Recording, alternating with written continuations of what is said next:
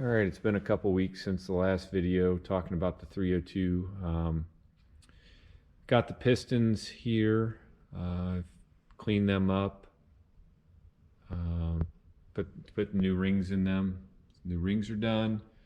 Taking the old rings out. Of course, they came out in multiple pieces. As you can see on them, there's rust, and they were pretty nasty. And then I took a couple hours on the other day to clean out all my ring grooves on these because they were pretty bad. Soaked the pistons, got everything nice and freed up, looking good. Got new bearings. What I did on the tractor itself, and excuse the mess in here because I've not been around much, but tonight we got a couple. The first two pistons in. We'll film putting the other two pistons in. But I got a ball hone and I honed out the cylinders. Got a nice crosshatch going in those. I cleaned up the whole top surface here for my head gasket when I get to that. I'll walk around to the other side here, and again, excuse the extreme mess I got going. So you can see in the first cylinder there, we got the pistons in. I scraped off all the gasket around all around here. I got 2000 grit sandpaper and went around my rod journals and just made sure those were nice and smooth and cleaned up where I think some water sat in there. It wasn't really rusted or pitted. So everything right now has got assembly lube on it on those journals. We've torqued the caps here to 75 foot-pounds on those first two, so those are good to go. And the next thing we'll do is, when we get back out here made of Marnite, put in the back two, show you how we're doing that. We'll actually film that. And trying to think if there's anything else we've done on this. Just a lot of cleaning and little miscellaneous things since the last video. I took a week vacation, and the whole time thought about working on this thing. That's how it goes. But that's where we're at, and I will, the next little portion here, we'll put those back two pistons in. All right, so we put the third piston in. Got the fourth one here ready to go. New rings in, got the new rod bearings in. They're lubed up with assembly lube, so they're all ready to go. We've got everything kind of set where we need to have it set with assembly grease inside the cylinder. And I've got my ring tool there to put my rings down. On this side, I've got the crank set where I want the crank set for the rod to hit it. I've got my journal with assembly grease on it. So I've got the help of my beautiful wife, and we're gonna put this thing together. I'll get the camera set up and then we'll do this. All right, so I'm gonna carefully put the piston down in here so it doesn't hit the crank and hurt anything. And I'm gonna have my beautiful assistant come over and push it back up for me so I can get the compression tool on there. So if you can do what you did before, which is, yeah, push it up just a little.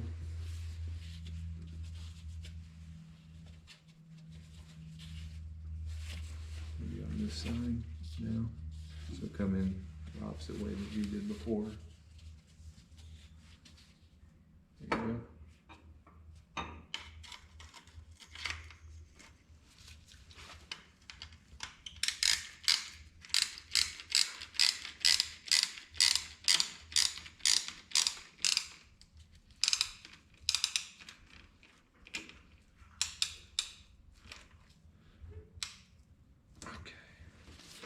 Switch places. So I've just compressed the rings, and now I'm going to get control of the bottom of the rod.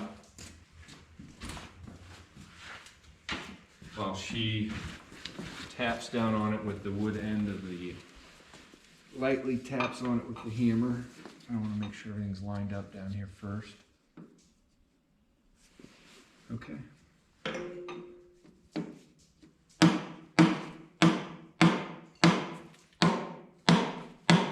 second. Making sure it's lined up.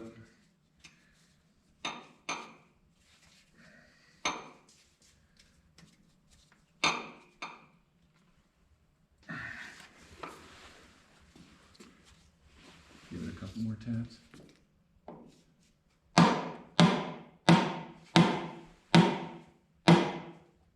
Keep going.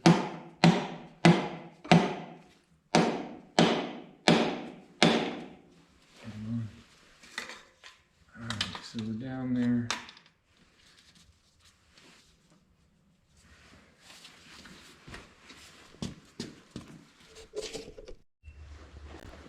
Alright, so we got it tapped down. We're on the top of the crank. Got the bottom. These have to fit on a certain way. On the top of this, it's marked with a 4 for cylinder number 4. 1, 2, 3, 4. And the piston, the rod should be marked the same way. Before I put these in, since these are torqued, I'm going to put a little bit of WD-40 on the threads, make sure they're clean and that they're lubed up so that they will torque down correctly.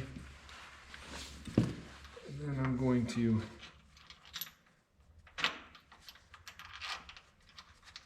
get these screwed in.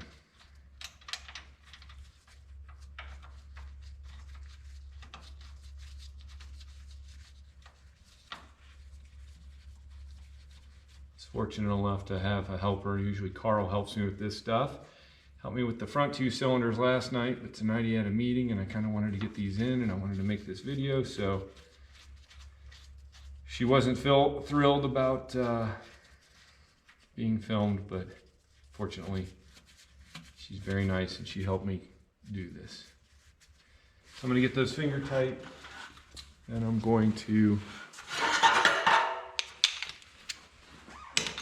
tighten them down a little bit more with the ratchet.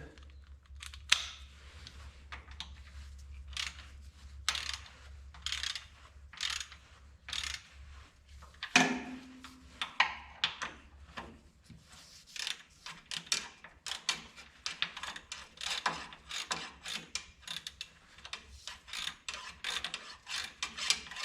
going to try to evenly tighten them, and this bottom one is definitely a lot looser.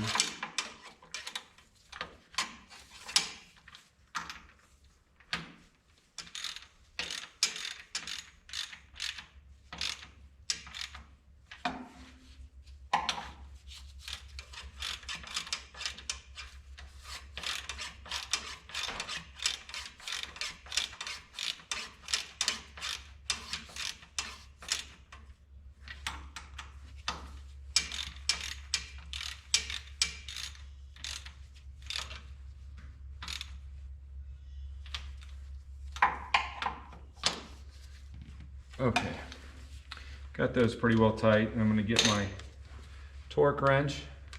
75 pounds of torque, so I'm going to start at 40.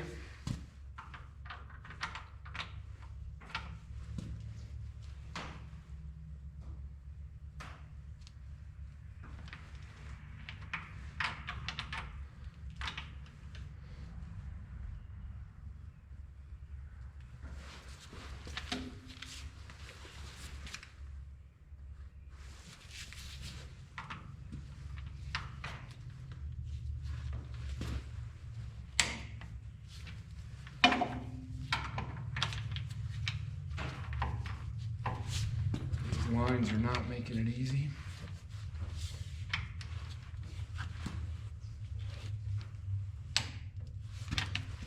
$40, then I'm going to go to $50.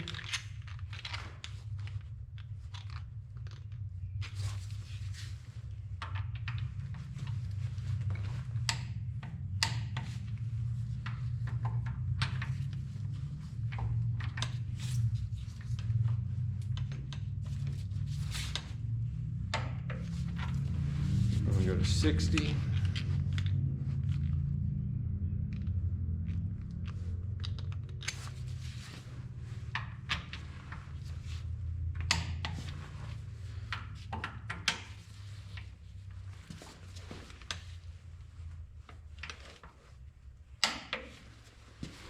Go to 70.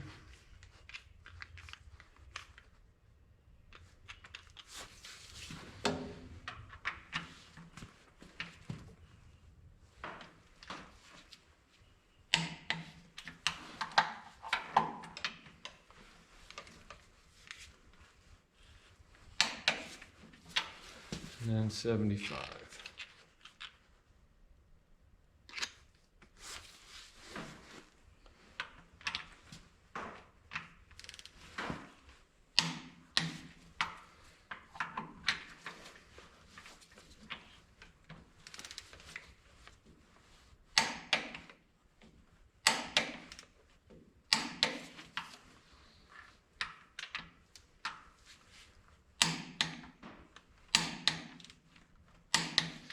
And she's torqued to 75 on both bolts.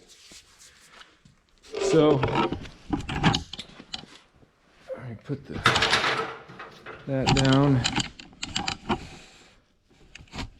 and I'm going to stop this. All right, there's the finished product.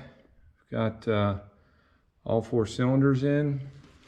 Got everything tightened up and together down here, assembly lube on everything. I cleaned out the oil pan.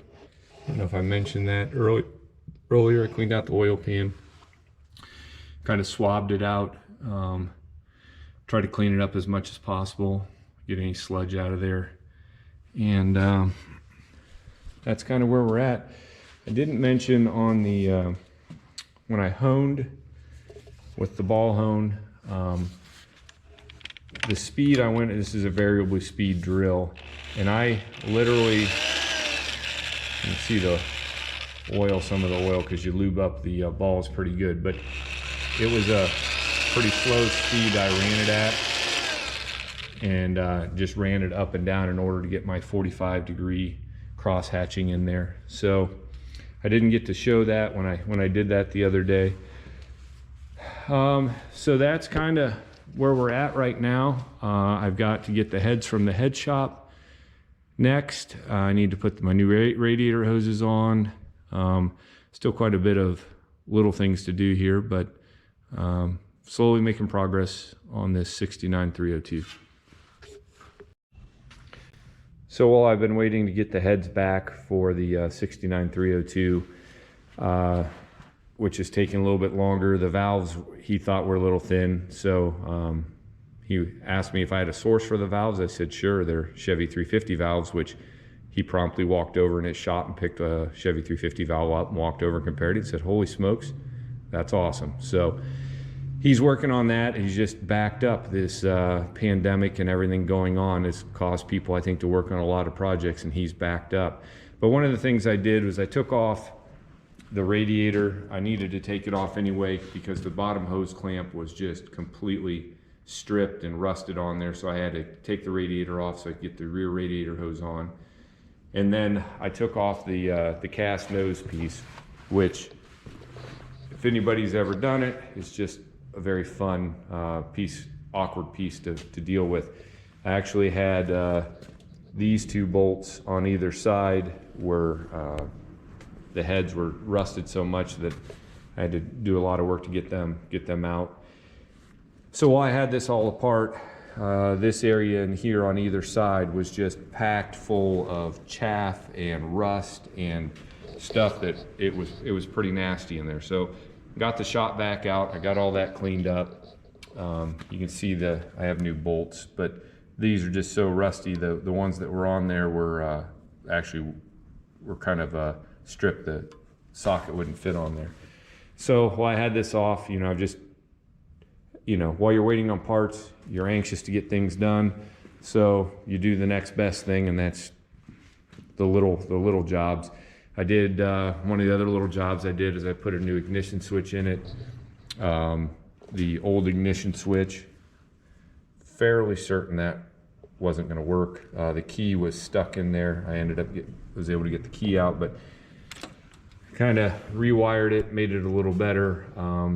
I need to get a light switch because that's really rusty and nasty. I'm pretty sure that when I get around to that stage of this, I'm gonna need to replace that.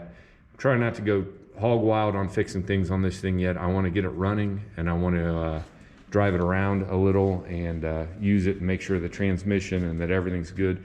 One of the things I need to do this weekend is crack the gear oil plug in the back and just see how much water's in there, because one of the things, the gear shift boot was just toast. So I can imagine a little bit of moisture got down in there.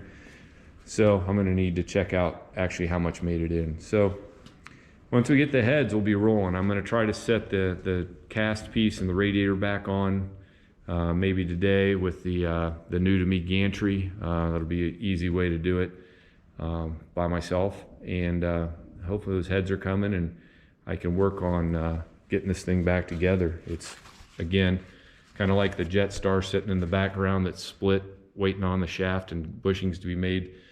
This thing's ready to go. I just need parts. So hopefully here soon. Again, I wanted to have this one done.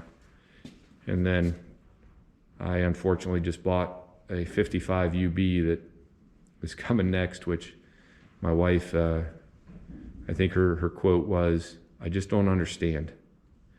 And looking at my shop right now and the mess that I have going, I can kind of see what she's saying, but you guys know how it is. When things pop up, sometimes you just can't say no. Case in point right here.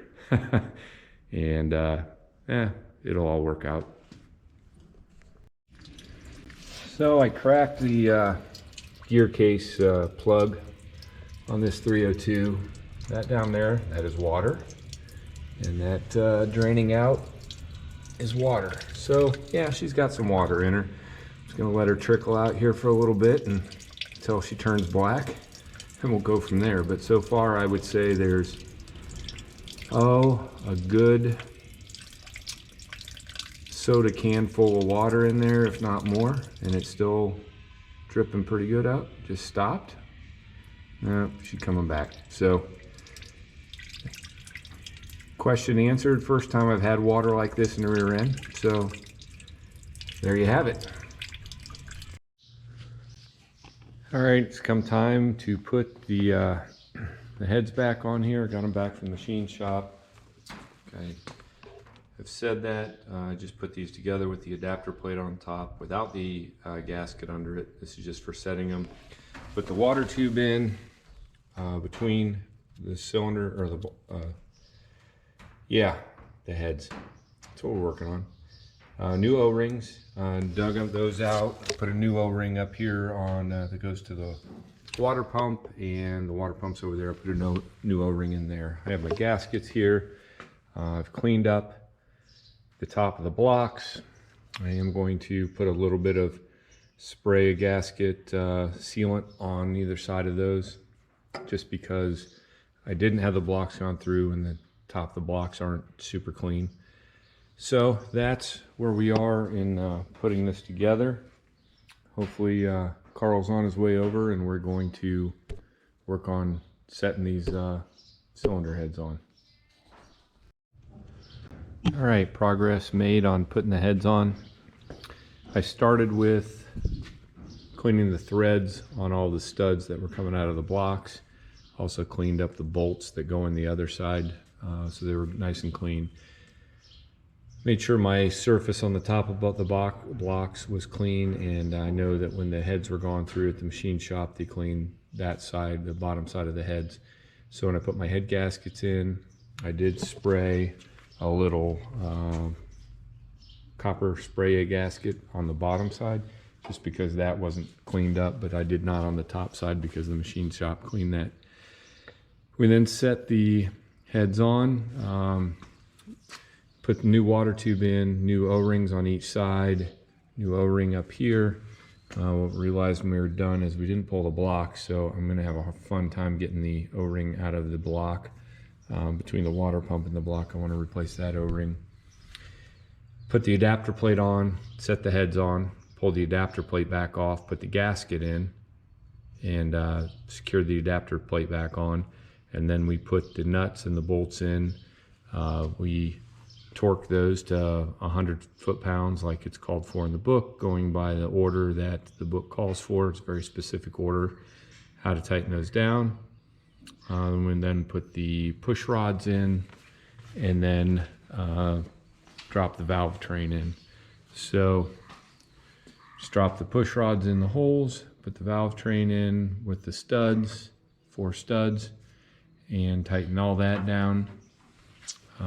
You have to, when you're torquing everything down, you have to have the thermostat in there because it goes underneath that one stud, which is one of the ones that you torque. Put a new, or the temp sender back in. He had pulled that out when he worked on the blocks at the machine shop. I just put the S-tube in up here, made sure that I had a gasket down there, and then I put some form of gasket around that gasket so that hopefully it doesn't leak from the bottom side, because that's always not fun when that happens. So that's what we've accomplished today, so at least I have something that resembles an engine again. This week I will pick away at this hopefully each evening that if I can get home from work in time, and yeah, get this thing looking more like a tractor and getting it back together. We were commenting today on oil and stuff, but that oil filter, I don't know what kind it is. I don't know how old it is, but yeah, that'll get changed. So, all right, until we get a little bit more done.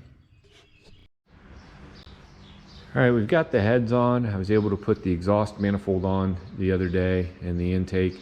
I had an old one here that I could reuse because when I got this was snapped off here, which led to a little bit of it being seized up. Got the starter back on. Was curious if the starter was good. I initially put it on and it wasn't turning, and I realized that I had a bad ground, so I had to get a new ground cable, which I grounded here. It was grounded to the back, and it was an old kind of woven style cable, and with the end hanging on it, which was toast. So I did do new studs for the manifold. The old ones were rusted too bad, I couldn't reuse those, so I just got some all threaded stock, cut it down, and then did the new studs. Last night I was able to get the water tube in, the water pump I got put on. Trip over my mess that I've got going here. I got the water pump on. There you can see better the tube going between. I put a little bit of form of gasket on there. And I've got spark plugs in just loosely. One of the things I did why I wanted to get the starter on is after putting everything together, I loosened up all the valves, and then if I hit the starter, nothing happened. So I'm gonna have to see what happened there. Must have knocked something off. Or I think I took one of the battery cables off. But anyway, I just wanted to rotate it over, make sure that everything in the bottom end was good and everything on the valve train was good, which it was. So I'm going to keep moving on this here, and maybe by the end of the weekend I can have this running. Okay, so I've gone through, I've put on the side cover, all the bolts around it. I put on the fan blade, put on new plug wires because the old plug wires actually had rusted and broken. I adjusted the valves. The intake valves cold are at 12 and the exhausts are at 20. So I went through and adjusted all of them. Well, I had the side cover off and I could tell when I was at top dead center. I've put oil in it, and I've kind of doused the whole valve train with oil as I was putting it in so it would run down through because everything's probably pretty dry. So I'm making some progress here. I'm going to keep plugging away, hopefully get this thing started soon. All right, got the gas tank bracket back on with the upper bracket. I'm going to have to get a new voltage regulator. The one that was on there was beyond rusted. I'm going to probably grab a new coil when I'm in town tomorrow because I'm just guessing that one's probably not going to be good. I put my newly painted seat on just because I had to put a new back piece on. It was all rusted out. worked through. I put the new upper radiator hose on, filled the antifreeze. Hopefully I don't come out tomorrow to a big puddle. Got the carburetor on. I cleaned out the gas tank. I was gonna put my elbow and shut-off valve and inline filter on, but I cracked one of the brass pieces, so I got to get a new one of those tomorrow. So hopefully tomorrow morning there's not a puddle of antifreeze nor a puddle of oil, and I can get the parts that I need and hopefully get this thing running at some point tomorrow afternoon. So we're making some progress, hoping it runs.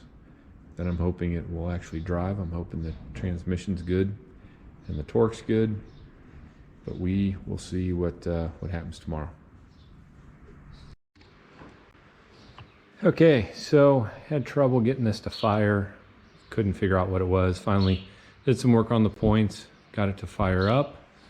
Oliver Phil came over and helped me this afternoon. Greatly appreciate his help. Although neighbor Carl did a lot of help too, but finally got her to fire up. So this is what she sounds like.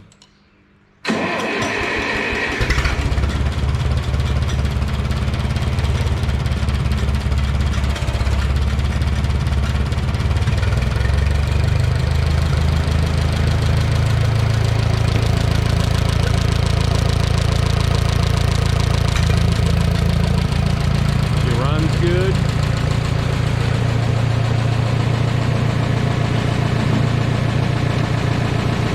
3-point works.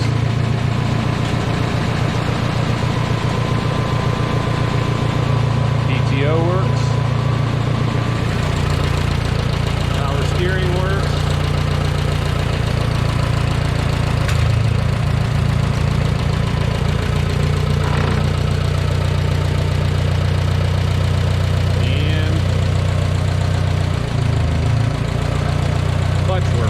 So I need to take it out and drive it around, but finally got her working. None of my gauges are working, but I'm sure it's because there's corrosion on the connectors. But I do have oil pressure because I have good oil coming up to the valve. So pretty happy. Engine sounds really good.